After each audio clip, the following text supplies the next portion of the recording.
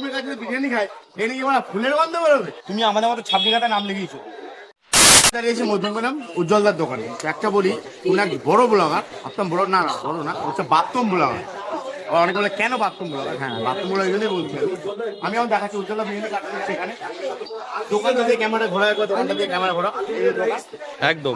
আমি যদি বিরিয়ানিটা নিয়ে এই টেবিলে না খেয়ে বিরিয়ানিটা নিয়ে আমি যদি চলে আসি বাথরুমের কাছে,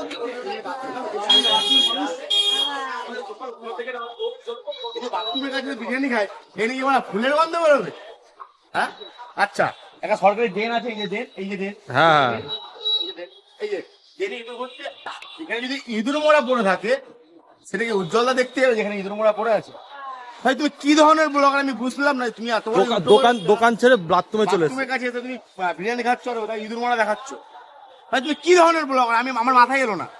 তোমার নামটা লেজিবং, না না না লেজিবং তোমার নামটা হওয়া উচিতই না, তোমার নাম হওয়া দরকার ছিল বাথরুম ব্লগার।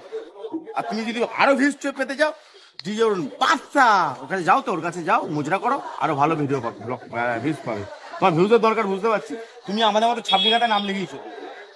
তুমি ওইখানে ক্যামেরা নিয়ে এখানে ক্যামেরা নিয়ে ভিডিও করে কি নেগেটিভিটি ছড়াতে চাইছো। তো নেগেটিভিটি করলে ভিউজ বেশি আছে জানি, কিন্তু সেই জন্য ডিওনের কাছে যাও, ভালো দোকানে গিয়ে ওইগুলো করো না। তোমাকে একটা ওয়ার্নিং করলাম, বলতে পারো ওয়ার্নিং করলাম।